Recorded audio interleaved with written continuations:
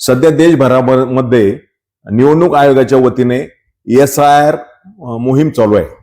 त्यामुळे मतदार यादीमध्ये आपली नावं येण्याकरता सर्वांनी आपले फॉर्म भरून घेणं गरजेचं आहे. आणि या संदर्भात शिर्डीतील काही लोकांच्या तक्रारी माझ्याकडे आल्या की शिर्डी नगरपालिका जाणीवपूर्वक, आता काही ठिकाणी काही लोकांचं शिर्डीतही घर आहे, निमगाव निगोजला पण घर आहे, काहींचं शिर्डीतही घर आहे आणि साकुरीतही घर आहे. मग तुमचं नाव शिर्डीतून हेतुपुरस्सर काढायचं, तुम्ही एक तर साकुरीत टाका नाही तर निमगाव निगोज मध्ये टाका, असा प्रयत्न दडपण आणून लोकांची नाव वगळण्याचा त्या ठिकाणी प्रयत्न करीत असल्याच्या तक्रारी लोकांनी माझ्या कानावर त्या ठिकाणी घातल्या. वास्तविक हे शिर्डी नगरपालिकेचे मुख्याधिकारी आहे. 2 वेळेस शिर्डी नगरपालिकेत सध्या कार्यरत आहे. मला वाटतं सगळा कार्यकाळ यांचा 2 वेळेस मिळून 6 वर्ष झाले. त्याच्या अगोदर राहतेला होते. म्हणजे एकाच मतदारसंघात 7-7, 8-8 वर्ष हे मुख्याधिकारी त्या ठिकाणी काम करतात. वाटतं की देशभरात एक ठिकाणी नाव असावं, 2 ठिकाणी नाव नसावेत, पण कुठल्या ठिकाणी नाव असावं तो अधिकार संपूर्ण मतदाराचा आहे.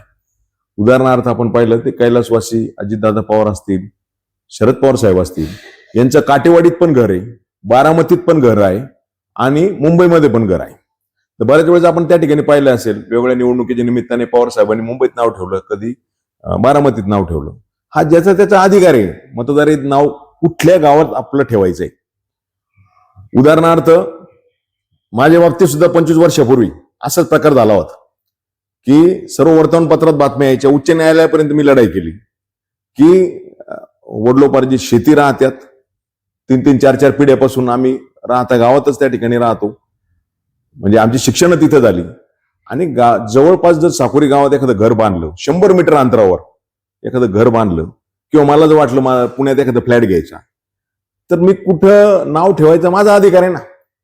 परंतु नगरपालिकेत आमचा पराभव करता येत नव्हता, म्हणून मतदार यादीतनं नाव ममता पिपडा त्यावेळेच्या नगराध्यक्षांनी माझं नाव कमी करण्याचा त्या ठिकाणी प्रयत्न झाला.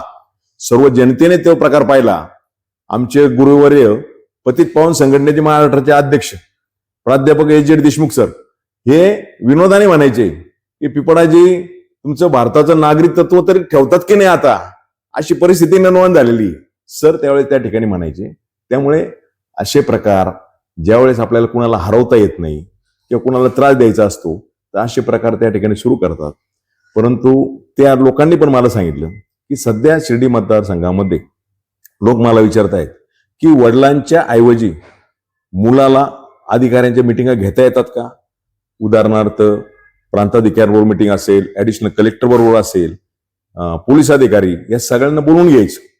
शिर्डी संस्थांचे कार्यकारी अधिकारी असतील, या सर्वांबरोबर मिटिंगा घ्यायची आणि जशी लहर येईल तसे आदेश द्यायचे, म्हणजे जसं त्याच्या मनात येईल तसे आदेश द्यायचे.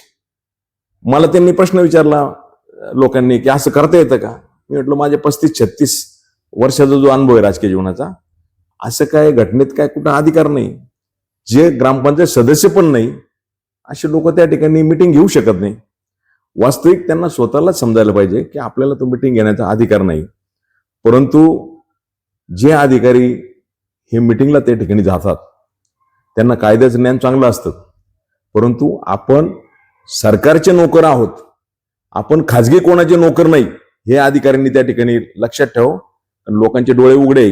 लोक त्या ठिकाणी विचारतात की संभाजीनगरचे पालकमंत्री शिरसाटजी असतील, इकडे दादाजी भुसे असतील, गिरीश महाजन असतील, वेगवेगळ्या जिल्ह्यात आपण जे पालकमंत्री त्या ठिकाणी पाहतोय की त्यांच्या परिवारातले कोणीही अशा अधिकाऱ्यांच्या मिटिंग घेऊन असे वेगवेगळे आदेश जेणेकरून जनतेला त्रास होईल चुकीचे आदेश काढायला होतात. उदाहरणार्थ की भोजनालयाचं गरिबांचं भोजन बंद करा. आमच्या डोक्यात विचारायला आम्ही आदेश दिला भोजनालयातलं जेवण बंद करा, गुन्हेगारी वाढते. मी त्यांना सांगू इच्छितो की भोजनालयाचं गरिबाचं भोजन बंद करून शिर्डीतली गुन्हेगारी कमी झाली का. अजिबात कमी नाही झाली. गुन्हेगारी कमी करायची असेल तुम्ही जे गुन्हेगारांना रसद पुरवता, गुन्हेगारी टोळ्या चालवायला जी मदत करता ती बंद करणं गरजेचं आहे ना. तुम्हीच गुन्हेगारांच्या टोळ्या चालवायच्या, वरतून सांगायचं की नाही आम्ही गुन्हेगारांच्या विरोधात आहे. लोकांना कळतं नाही. अहो, गुन्हेगारांच्या विरोधात आम्ही लढतो. या शिर्डीतल्या भक्तांना त्या ठिकाणी कोलारच्या पुढे लुटलं जायचं राजरोसपणे. दिवसभरात 5-7 गाड्या लुटल्या जायच्या. मी लक्ष घातलं त्या ठिकाणी, आणि त्या ठिकाणी म्हणजे राजरोज दिवसा ढवळ्या गाड्या तिथं सीट भरायचे आणि तिथं गाड्या लुटायचं काम चालायचं. शिर्डीच्या ग्रामस्थांनी लक्ष आणून दिलं नाही, तुम्ही लक्ष घालू नका म्हणते. म्हणजे गुन्हेगारांच्या पाठीशी उभं राहायचं, गुन्हेगारांच्या टोळ्या चालवायच्या आणि एकीकडे सांगायचं की आम्ही गुन्हेगारांच्या विरोधात आहे. दुसरा विषय म्हणजे भोजनालयाचं जेवण बंद केलं, तो एक विषय. दुसरा विषय गोरगरिबांची घरं. आपण त्या ठिकाणी पाहिलं की 50 वर्षापासूनची महाराष्ट्र शासनाने भूमिहीन घरकुले 50 वर्षापूर्वी घरकुलं वाटली होती शिर्डीत लक्ष्मीनगरमध्ये, आणि ती घरं जाहीरपणे म्हणजे युट्यूब चॅनलच्या बातम्या आपण काढल्या किंवा वर्तमानपत्रात काढल्या की मुलगा आदेश देतो, ही घरं इतक्या तारखेपर्यंत काढा, नाही तर आम्ही काढून टाकू. अरे काय चाललंय? कोण तुम्ही कोण आदेश देतायत? तुम्ही राजरोजपणे गरिबांचे स्वतःच्या मालकीची घरं पाडतायत. म्हणजे आपण किमान लोकांचे प्रपंच उभं करण्याचं काम करायचं की लोकांच्या अन्नात माती कालवायची? म्हणजे मी त्या विषयावर तो स्वतंत्र बोलणार आहे. परत ही जी घरं पाडायची मोहीम शिर्डी मतदारसंघात गेल्या 1.5-2 वर्षापासून जी राबवली, त्या विषयावर मी स्वतंत्र बाईट त्या ठिकाणी देणार आहे. परंतु आम्हाला लढ आली की आम्ही तसे आदेश द्यायचे. म्हणजे शिर्डी सगळी तुमच्या आदेशाने तुम्ही नेस्तनाबूत करायचं त्या ठिकाणी काम करतायत. ते काही 12चारीचे लोक, तिथं आपण प्रॉब्लेम पाहिला असेल, लोकांनी विरोध केला. तीच लोक काही मला फोन करून सांगितलं की काय चाललं, हे मुख्याधिकारी काय करतात? म्हटलं मुख्याधिकारी काय नाही, मुख्याधिकारी मागे कोण आहे लक्षात ठेवा. मग जेव्हा लोकांचा पक्ष वाढला की मग या महाशयांनी यायचं की आम्ही तो प्रश्न त्या ठिकाणी सोडवला, आणि परत त्यांच्या यंत्रणेने लोकांना सांगायचं की आमचं परत नेत्यांचा सत्कार करा त्या ठिकाणी. म्हणजे प्रश्न तुम्हीच निर्माण करायचे आणि प्रश्न सोडवण्याचं नाटक फक्त तुम्हीच त्या ठिकाणी करायचं. लोक आता हुशार झालेले, लोकांना कळायला लागलेलं आहे. आता दुसरं त्या ठिकाणी पहा की शिर्डीत एका महिलेने दुसऱ्या महिलेचा खून केला. अत्यंत निषेधार्ह अशी घटना आहे. परंतु हे करत असताना एखादा गुन्हा घडला, त्या गुन्हेगारांना पकडा, त्या गुन्हेगारावर कारवाई करा. परंतु तुम्ही या निमित्ताने लोकांचे व्यवसाय उद्ध्वस्त करायला निघालेत का? हातावरचे जे लोक आहेत त्यांना त्या ठिकाणी तेव्हापासून व्यवसाय त्यांचे बंद केले. आमच्या परिसरातले सगळे शेतकऱ्यांचे पेरू विकायला शिर्डीत त्या ठिकाणी जातात. त्यांना ओळखपत्र दिलेलं आहे यापूर्वी, ते पेरवडे लांब नेऊन घातले. अहो मला सांगा, साई भक्त येतात, लोक त्या ठिकाणी पेरू घेतात त्यांच्याकडनं. हे वर्षानुवर्ष चाललेलं आहे. म्हणजे मन मालेल ते तुम्ही करायचं, मी सांगल तेच नियम, असं नाही चालणार त्या ठिकाणी. हे लोकांना त्यांचे व्यवसाय करायचे, लोकांना त्या ठिकाणी ठरवू द्या. वर्षानुवर्ष शिर्डीत व्यवसाय चाललेले आहेत, त्यांची रोजीरोटी तुम्ही बंद करता का? हे अत्यंत चुकीचं आहे. लोकांमध्ये प्रक्षोभ आहे, आणि म्हणून लोक त्या ठिकाणी विचारतायत की ही जे नवीन सुरू झालेलं आहे, गेल्या 3-4 वर्षात जे वाढलेलं आहे, की एखाद्या वडिलांच्या ऐवजी जसा एखादा रजेवर जातो ना माणूस आणि मग याच्याकडे पदभार येतो, तसा प्रकार या शिर्डी मतदारसंघात सुरू झाला. मुलगाच आदेश त्या ठिकाणी देतोय. हे प्रकार बंद झाले पाहिजे. तुम्हाला जर अधिकारच नाहीये शासकीय अधिकाऱ्यांच्या मिटिंग घेण्याचा, तुम्ही कुठल्या कायद्याने या मिटिंगा घेता? लोक त्या ठिकाणी धाडस करू शकत नाही. मला त्या ठिकाणी सांगताय त्या ठिकाणी बोला, मी तर बऱ्याच लोकांना सांगतो की अरे बाबा तुम्ही पण धाडस करा. पिपाड्यांच्या काठीने किती दिवस साप मारणार आहे तुम्ही? तुम्ही पण थोडं धाडस केलं पाहिजे ना. जे चुकीचं झालं, जिथं अन्याय असेल त्या ठिकाणी स्पष्ट बोलले पाहिजे. माझा मागे व्हिडिओ आला की जेव्हा शिर्डी मतदारसंघात शिर्डीतून त्या ठिकाणी सचिन गिदे नावाच्या एका मराठा समाजाच्या तरुणाचं अपहरण झालं, आणि जो त्याचा अजूनही मृतदेह मिळाला नाही, त्याचा खून झाला.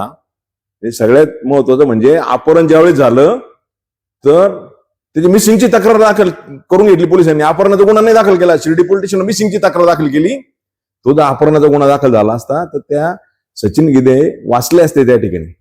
पण ज्या गुन्हेगाराने जिवंत जाळून मारलं त्या दीपक पोकळेने, तर त्याचं तुम्ही अजूनही त्या ठिकाणी घर पाडलं नाही. इथं रोज लोकांना धमक्या देता, तुमचं घर पाडू, बुलडोझर आणतो. म्हणजे मूळ गुन्हेगार जे आहेत, म्हणजे मला ते मराठा समाजातली काही तरुण मुलं भेटली, माझा व्हिडिओ पाहिल्यानंतर मला भेटायला आली आणि मला सांगितलं की तुमचा व्हिडिओ पाहिल्यानंतर आमचं रक्त उसळलं, सत्यबाजू तुम्ही मांडली, आणि त्यासाठी आम्ही आलो तुम्हाला भेटायला. हे काय चालू तुमच्या शिर्डी मतदारसंघात? काही लोकांनी तर सांगितलं की बीडमध्ये कमीत कमी ते देशमुखांचा खून झाल्यानंतर त्याचा मृतदेह तरी मिळाला बीडमध्ये. पण आमच्या शिर्डी मतदारसंघामध्ये खून झाला तर त्याचा मृतदेह मिळावा म्हणून वडील त्याचे भाऊ टाव फोडतायत की माझ्या मुलाचा मृतदेह तरी द्या. ही परिस्थिती, ही गुन्हेगारी कुणी वाढवली? कुणी त्या दीपक पोकळेला प्रोत्साहन दिलं? सगळ्या लोकांनी पाहिलं शिर्डी मतदारसंघातल्या. परवाळूचे धंदे असतील, मुरमाचे धंदे असतील, कोणी त्याला साथ दिली? कोणी त्याच्या ऑफिसचं उद्घाटन करायला गेलं होतं? राजरोसपणे गुन्हेगारांच्या पाठीशी तुम्ही उभे राहता आणि परत सांगता की शिर्डीतली गुन्हेगारी कमी झाली पाहिजे. म्हणजे जे लोक त्या ठिकाणी छोट्या घरात राहतात, शेजारी जे भांडणं झाले लोकांचे घराचे शेजारी किंवा काही लोकांचे बांधवून पण शेतीचे भांडणं होतात, म्हणजे त्या लोकांना तुम्ही गुन्हेगार ठरवता की नाही शिर्डीतले गुन्हेगार आहे. म्हणजे मूळ गुन्हेगार जे आहेत, लोकांचे खून करतात, त्यांना मात्र सोडायचं, त्यांच्या पाठीशी राहायचं. गुन्हेगारांच्या टोळ्या त्या ठिकाणी तुम्ही चालवायच्या. शिर्डीतली पाकिटमारीची संस्कृती कोणी आणली आहे शिर्डीमध्ये? हे सर्व लोकांना त्या ठिकाणी माहित आहे. आणि परत हे सर्व करूनच्या करून तुम्ही त्यात माझा काही संबंध नाही, मी गुन्हेगारांच्या विरोधात आहे, हे असं जे बोलतात ना, ते अत्यंत चुकीचं आहे. आमच्या तरुण मुलांना सगळं समजायला लागलेलं आहे. आणि म्हणून या गोष्टीला जनतेमध्ये संतापाची भावना आहे की ज्या इस्माला किंवा ज्याला अधिकार प्राप्त आहेत त्याने शासकीय अधिकाऱ्यांच्या मिटिंगा घेतल्या पाहिजे. ज्यांना अधिकार नाहीत त्यांना मिटिंगा घ्यायचा त्यांचा काही संबंध नाही, त्यांनी भान ठेवलं पाहिजे. लोक मला सांगतात की कोणी जर सत्य परिस्थिती मांडली तर लगेच सांगतात नाही ते मानसिक रुग्ण आहे. म्हणजे कोणी सत्य बोललं, न्यायाच्या बाजूने बोललं की त्याला सांगायचं ते मानसिक रुग्ण आहे, आपल्याकडं मी त्यांना औषधे देतो. लोक मला त्याच्याबद्दल काय म्हणतात माहिती का? सामान्य लोक मानसिक रुग्ण कोण आहे हेच तपासण्याची गरज आहे म्हणतात. म्हणजे मला तर त्यांनी सांगितलं काही लोकांनी की पिपळाजी तुम्ही होमिओपॅथीचे डॉक्टर आहात आणि जे मानसिक रुग्ण आहेत त्यांना होमिओपॅथीमध्ये अत्यंत चांगली ट्रीटमेंट आहे. म्हणजे होमिओपॅथीमध्ये अगदी स्किन डिसीज असेल किंवा मानसिक रोगी असेल तर त्याला ट्रीटमेंट चांगली आहे, ते बरे होतात. तर ते म्हणले की हे जे मानसिक रुग्ण आहे असे तर त्यांना तुम्ही होमिओपॅथी उपचार द्या, त्याची खऱ्या अर्थाने गरज आहे. या लोकांना तुम्ही औषध देऊ शकतात, ही लोकांची धारणा आहे. परंतु मला या निमित्ताने सांगावं वाटतं की आपण जर कोणी प्रश्न मांडत असेल, कोणी अन्यायाच्या विरोधात बोलत असेल तर तुम्ही त्यांना मानसिक रुग्ण ही भाषा वापरणं हे अत्यंत चुकीचं आहे. मुळात आपण आपलं आत्मपरीक्षण करण्याची गरज आहे की आपल्याला काही अधिकार आहेत का? आपण कुठल्या अधिकाऱ्यांना त्या ठिकाणी शासकीय अधिकाऱ्यांना बोलवतो, त्यांच्यावर मिटिंग घेतो. अरे त्यापेक्षा आम्ही ना कुठले आता गेलं काही वर्ष झाले मी रस्त्याचे प्रश्न त्या ठिकाणी सोडवतो. म्हणजे आता कालचं आपण त्या ठिकाणी पाहिजे वेगवेगळे रस्त्यांचे पत्रे, म्हणजे नॅशनल हायवेचे असतील, गडकरी साहेबांना वारंवार भेटतो. या कोलारचं पूल आहे ना, ते कोलारच्या पुलाचा पाठपुरावा त्याची सगळी कागदपत्र माझ्याकडे, नाही तर पूल सुद्धा तयार झाला नसता. म्हणजे पुलाचं काम मंजूर व्हावं किंवा इथं 3-3 तास त्या कोलारच्या व्यापाऱ्यांना त्रास होतो, त्याचा सगळा पाठपुरावा मी त्या ठिकाणी केलेला आहे. आणि आजही प्रत्येक रस्त्याच्या इथून तर नगरपर्यंत जे जे शक्य आहे, आमची जेवढी कुवत आहे आम्ही पाठपुरावा करतो त्या ठिकाणी. उद्या गुरुपौर्णिमा आहे शिर्डीत आणि खड्डे कशाने भरले? जी खडी काढली ना रस्त्याची जुनी उकरून ती खडी त्या ठिकाणी भरली. लोकांना एखादी कार गेल्यानंतर, मोटरसायकल गेल्यानंतर ते खडे उडतात, भक्तांना त्या ठिकाणी लागतात. साधे शिर्डीचे खड्डे सुद्धा बुजवता येत नाही. शिर्डी नगरपालिकेला खड्डे बुजवायचे थोडे, उद्या गुरुपौर्णिमा आहे, ते सुद्धा काम शिर्डी नगरपालिका करत नाही. त्यांना त्या मुख्याधिकाऱ्यांना फक्त राजकारण करण्यात इंटरेस्ट आहे त्या ठिकाणी. सावळीपर्यंत पहा काय रस्त्यांची अवस्था आहे, काय खड्डे आहेत, काय लोक शिवाय देतात, साई भक्त काय आशीर्वाद देतात, कोण आहे या ठिकाणी? म्हणजे आपण या ठिकाणी जी दडपशाही सुरू केलेली आहे आणि जे चुकीचे निर्णय अधिकाऱ्यांना दम देऊन त्या ठिकाणी घ्यायला भाग पाडतात, त्याचे दूरगामी परिणाम त्या शिर्डी आणि शिर्डी परिसरावर त्या ठिकाणी होत आहेत. मनाला आले ते निर्णय, दर्शन बंद करा, मी सांगेल तेच होईल. अरे काय, मी सांगेल तेच सगळं, असं नाही चालणार, हुकुमशाही नाही. आणि म्हणून जनतेमध्ये प्रचंड प्रक्षोभ आहे. लोक खाजगीत त्या ठिकाणी येऊन बोलतायत की काय चाललंय, कोणीतरी बोललं पाहिजे, कोणीतरी त्याच्यावर वाचा फोडली पाहिजे. म्हणून हे आम्ही राज्याचे मुख्यमंत्री आदरणीय देवेंद्रजी फडणवीस साहेब यांच्या पण कानावर हे प्रकार त्या ठिकाणी घालणार आहोत की सरकारची बदनामी होते. अधिकाऱ्यांच्या मिटिंग कोणी घ्याव्यात या सुद्धा शासनाने पुन्हा एकदा जी अर्थ आहेच, पण शासनाने कळवलं गेलं पाहिजे की अधिकाऱ्यांच्या मिटिंग घेण्याचे अधिकार नेमके कुणाला आहेत. एखादे ऍडिशनल कलेक्टर असेल, डीवायएसपी असतील, प्रांताधिकारी असेल, शिर्डी संस्थांचे मुख्य कार्यकारी अधिकारी असतील, यांना मिटिंगला कोण बोलवू शकतं आणि यांच्या जाहीरपणे मिटिंगा कोण घेऊ शकतं, तर हे आम्ही मुख्यमंत्र्याच्या पण निदर्शनास त्या ठिकाणी आणणार आहोत. आणि मन मानेल लहर येईल तसे जे निर्णय मनात आले राजेंच्या आणि मनात येईल तसे निर्णय लोकांवर घ्यायचे, दडपशाही करायची आणि पुन्हा लोकांना सांगायचं की आमच्या आशीर्वादाने तुम्ही जगतायत. म्हणजे पुन्हा सांगायचं मी नियमावली करतो, आम्ही नियमावली करू, मग तुम्ही पोट भरून जगता त्या ठिकाणी. म्हणजे सामान्य लोकांना दडपणाखाली ठेवायचं आपल्या, हे जे प्रकार सुरू झालेले आहेत ते प्रकार बंद करण्याकरता आम्ही त्या ठिकाणी लक्ष घालणार आहोत. गुन्हेगारांच्या विरोधात आम्ही यापुढे सुद्धा लढत राहू पूर्वीसारखंच. आणि जे अधिकारी मतदार यादीतून जाणीवपूर्वक लोकांची नावं कमी करण्याचा प्रयत्न करतील त्या अधिकाऱ्यांच्या विरोधात सुद्धा आम्ही तक्रारी करणार आहोत. राजकीय लोकांच्या सांगण्यावरनं जर तुम्ही नावं कमी केली तर हे गंभीर आहे. प्रत्येकाला स्वातंत्र्य आहे, प्रत्येकाला आपलं नाव कुठल्या गावात ठेवायचं, जरी 2 गावात 3 गावात त्याचं घर असेल, कुठल्याही गावात ठेवायचं हा अधिकार त्या नागरिकाचाच आहे.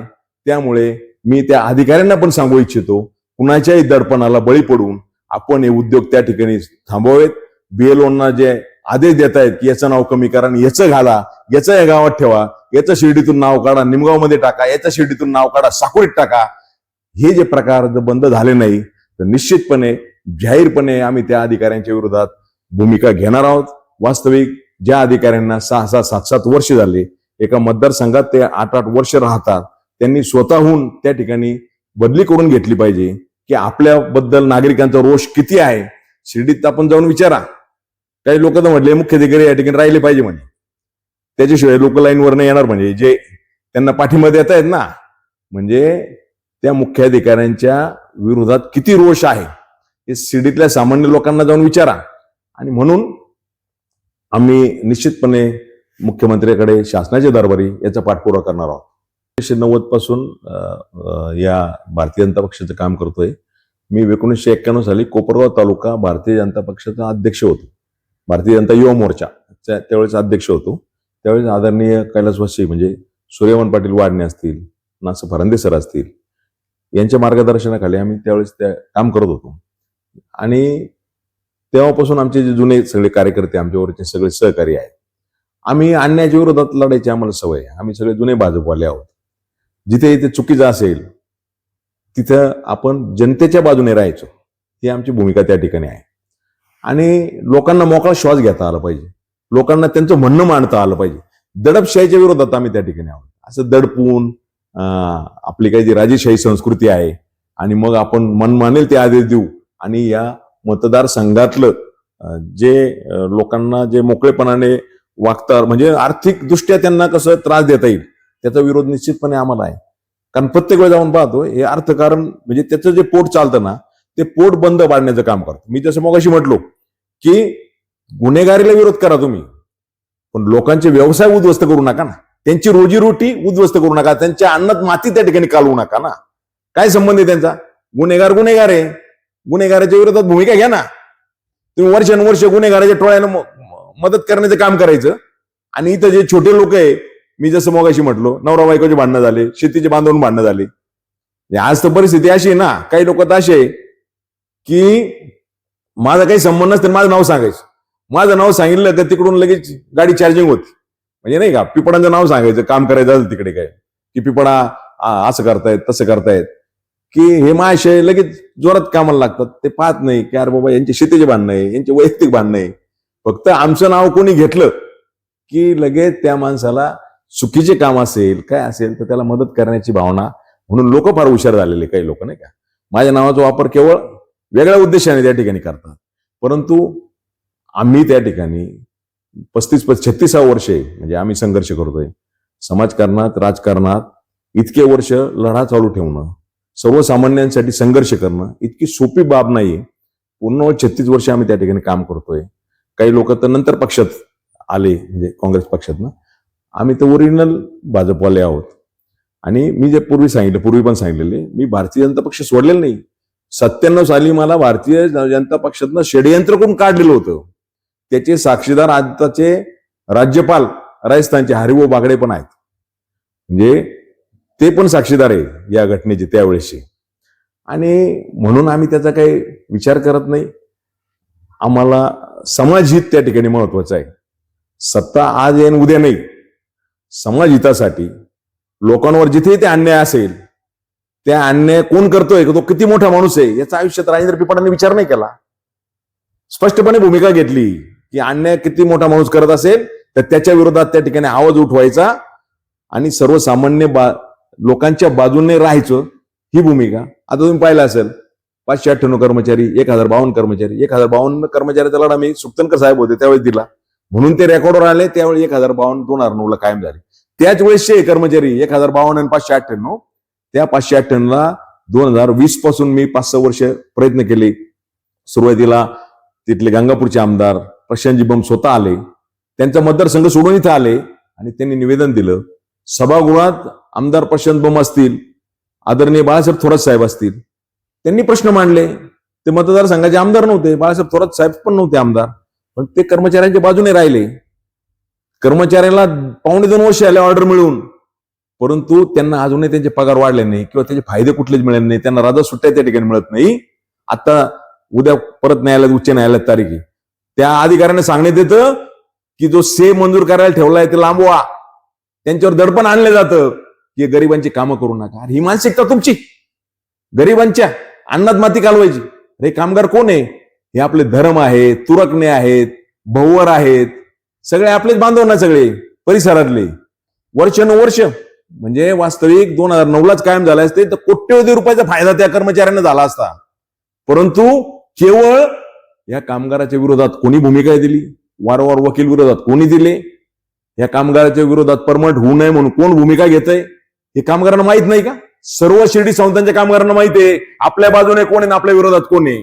आणि म्हणून मी या निमित्ताने पुन्हा एकदा सांगतो, लोकांच्या अन्नात जिथे इथं माती कालवण्याचे प्रयत्न होते, आम्ही जनतेच्या बाजूने त्या ठिकाणी राहतो, जनतेच्या हिताच्या बाजूने त्या ठिकाणी राहतो. आणि यापुढे सुद्धा या शिर्डी संस्थांच्या कामगारांच्या बाजूने, त्यांना जरी कायम झालेले तर त्यांना त्यांचे वेतन वाढावं, म्हणजे जे त्यांना कायम झाल्यानंतर जे जे त्यांच्यासाठी शासनाने नियमावली केलेली पगार वाढ वगैरे ती त्यांना झाली पाहिजे ना. आणि म्हणून या आम्ही बाकीचं आम्हाला राजकारणात फायदा होईल तोटा होईल त्याचा विचार करत नाही. गोरगरिबांच्या साठी काम करायचं, या गोरगरिबांच्या आशीर्वादावरच आमच्यासारखे लोक समाधानी, कारण आम्ही जनतेला मुख्य मानतो हे लक्षात घ्या. आणि जनतेच्या बाजूने, जनतेवर जिथे इथे अन्याय होत असेल त्या अन्यायाच्या विरोधात ते शिर्डी संस्थेचे कामगार असतील, या परिसरात पेरू विकणारे शेतकरी असतील, पेरू विकणारे जे छोटे छोटे व्यावसायिक असतील शिर्डीतले, ज्यांच्यावर अन्याय होतो, म्हणजे श्रीमंतांना वेगळा नाही आणि गरिबांना वेगळा नाही शिर्डीत, असं नाही चालणार ना. या गरिबांना तुम्ही त्रास द्यायचा आणि पुन्हा सांगायचो त्यांच्या समच्यांनी, अरे तुम्हाला न्याय देणार आहे, तुमच्यासाठी मिटिंग घेणार आहे, अरे अन्याय तुम्हीच करायचा आणि परत सांगायचं न्याय देणार आहे, परत काम झालं सांगायचं सत्कार करायचा. अरे प्रश्न तुम्हीच निर्माण करायचे आणि प्रश्न सोडवण्याचं नाटक तुम्हीच करायचं. हे सर्व सामान्य जनतेच्या लक्षात यायला लागलेलं, आता लोक बोलायला लागलेले आहेत, फक्त ते जाहीर बोलण्याचं धाडस करत नाही, कारण त्यांना वाटतं की आपल्या प्रपंचाला आणखी धक्का लागेल. आणि म्हणून हे जे अन्याय चालू आहे ना गोरगरिबांवर, ते अन्याय बंद करा, लोकांना स्वातंत्र्य द्या, लोकांना मोकळेपणाने बोलता आलं पाहिजे, मोकळेपणाने व्यवसाय करता आले पाहिजे, अशी भावना त्या ठिकाणी निर्माण करा. की आम्ही नियमावली करू, आम्ही सांगू तेच नियम, आम्ही सांगू तेच कायदे, हे नाही चालणार. जनतेच्या हिताचे शासनाने बनवलेले जे कायदे असतील, शासनाने जे बनवलेले नियम असतील वर्षानुवर्ष, त्याप्रमाणे चालेल ना. तुम्ही बनवलेले नियम नाही चालणार, तुमच्या मनमाने तुम्ही काही कराल ना, तेच नाही चालू शकत ना. आणि म्हणून मी शेवट पुन्हा एकदा सांगतो की गुन्हेगारांच्या विरोधात आमचा लढा आहे, परंतु लोकांचे व्यवसाय मोडण्यासाठी, लोकांच्या अन्नात माती कालवण्यासाठी जे शिर्डीत चाललेलं आहे, आम्ही सर्वसामान्य लोकांच्या बाजूने त्या ठिकाणी आहोत, त्यांच्या बाजूनेच त्या ठिकाणी राहणार. हे पेरूवाले असो, छोटे विक्रेते असो, सगळ्या लढाईत आम्ही पूर्वी बरोबर होतो. अगदी गुलाबाची फुलं पिकवणारे शेतकरी असतील, त्याच्या सुद्धा आम्ही त्यांच्या बाजूने होतो. जे भारतातलं एकमेव मंदिर आहे की इथं फुलप्रसाद त्या ठिकाणी फुलं बंद झाले, ते मी स्वतः पिटिशन दाखल केलं उच्च न्यायालयात की पंढरपूरला फुलं चालू, तुळजापूरला चालू, शिर्डीत बंद आहे. आम्ही त्या शेतकऱ्यांच्या बाजूने त्या ठिकाणी राहिलो आणि त्या शेतकऱ्यांना माहिती आहे की आपली फुलं बंद करणारे कोण आहे. म्हणून या निमित्ताने पुन्हा एकदा सांगतो की आम्ही सर्वसामान्य हातावरचे जे लोक आहेत त्यांच्या बाजूने शिर्डीत 100% त्यांच्या बरोबर आहे. तुमची मानसिकता काय आहे पहिली तपासायची गरज. तुमची मानसिकता जर लोकांना छळण्याची असेल, तुमची मानसिकता जर लोकांचे प्रपंच उद्ध्वस्त करण्याची असेल, त्या बाजूने आम्ही नाही ना. आम्ही सामान्य माणसाच्या हिताचे निर्णय जे असतील त्या बाजूचे आम्ही आहोत. तुम्ही मन मानेल तुम्हाला लहर आली आणि तुम्ही काही आदेश अधिकाऱ्यांना देताल, ते आम्हाला त्या ठिकाणी मान्य नाही. आणि ते अधिकार ज्यांना आहेत त्यांनी ते निर्णय घ्यावेत. ज्यांना अधिकारच नाहीयेत त्यांनी कुठल्या अधिकारात मिटिंग घ्यायचा. त्यामुळे त्यांच्या निर्णयाला मान्यता मिळण्याचा विषय काय. तुम्हाला जर अधिकारच नाही अधिकाऱ्यांची मिटिंग घेण्याचा, त्यामुळे तुम्ही पहिल्यांदा आत्मपरीक्षण करा. आपल्याला हे ऍडिशनल कलेक्टर असो, DYSP असो, PI असो, शिर्डी संस्थांचे कार्यकारी अधिकारी असो, यांना बोलवून मिटिंग घेण्याचा अधिकार आहे का हे पहिली त्या ठिकाणी तपासा. मग निर्णय काय योग्य अयोग्य ते अजून नंतर ठरवता येईल. आणि फक्त हे जे तुम्ही घेतलेले चुकीचे निर्णय सर्वसामान्य अधिकाऱ्यांमार्फत सर्वसामान्य लोकांवर लादू नका, एवढंच या निमित्ताने मी सांगतो. महत्वाचं मी आज नाही बोलत ना, मी गेल्या 5-6 वर्षापासून सारखं बोलतोय की शिर्डीतली गुन्हेगारी, मी तुम्हाला आठवत असेल मी सांगितलं होतं की श्रीरामपूरवाले मला भेटले ना, आम्हाला आमची शिर्डी करायची नाही, म्हणजे असे श्रीरामपूरचे नागरिक म्हणत होते. इतकी शिर्डीतली गुन्हेगारी बोकाळलेली आहे. म्हणून मी शिर्डीतल्या गुन्हेगाराला जे राजकीय लोक सपोर्ट करतात, फक्त भाषणं वेगळे करतात आणि कृती आज वेगळी करतात, ती पहिल्यांदा बंद करण्याची गरज आहे. तर शिर्डीतली गुन्हेगारी त्या ठिकाणी कमी होईल. गुन्हेगारांना रस तुम्हीच पुरवायची आणि परत सांगायचं शिर्डीतली गुन्हेगारी बंद करायची, मी अमुक करतो मी तमुक करतो, हे सगळं खोटं आहे. सगळं लोकांना कळतंय. ते मुळात तुमची भूमिका बदला. गुन्हेगारांना जे पाठबळ देण्याचं काम आहे, गुन्हेगारांच्या टोळ्या पोसण्याचं जे काम आहे, हे जोपर्यंत बंद होत नाही तोपर्यंत शिर्डीतली गुन्हेगारी कमी होणार नाही. आणि म्हणून शिर्डीचं पावित्र्य टिकावं, शिर्डीतली गुन्हेगारी कमी व्हावी, मी यासाठी राज्याचे पोलीस महासंचालकांची सुद्धा भेट घेतली. त्यांना सुद्धा हे सगळे प्रकार सांगितले की त्यासाठी चांगले अधिकारी त्या ठिकाणी असावेत ही गुन्हेगारी कमी होण्यासाठी. आणि त्यांच्याशी पण माझी चांगली चर्चा आली. राज्याच्या मुख्यमंत्र्यांची सुद्धा भेट घेऊन मी सांगणार आहे की शिर्डी हे इंटरनॅशनल तीर्थक्षेत्र आहे आणि या ठिकाणी चुकीचा मेसेज जातो. असे चेन स्नॅकिंग, ड्रग येणं, कोणाच्या गाड्याच्या काचा फोडणं, कोणाला केव्हा लुटणं, कोणाच्या डोक्यात कधी वार होईल सांगता येत नाही, अशा असंख्य घटना या ठिकाणी नशेखोर करतायत. आणि म्हणून इथलं जे अवैध ड्रग येत आहे शिर्डीत ते बंद करण्याची गरज आहे. आणि या गुन्हेगारांच्या टोळ्या पोसण्याचं जे काम चालू आहे राजकीय लोकांकडनं, ते बंद करणं गरजेचं. यासाठी मी राज्याचे मुख्यमंत्री आदरणीय देवेंद्रजी फडणवीस साहेब यांची निश्चित भेट घेईल, त्यांच्यासमोर समस्या मांडेल.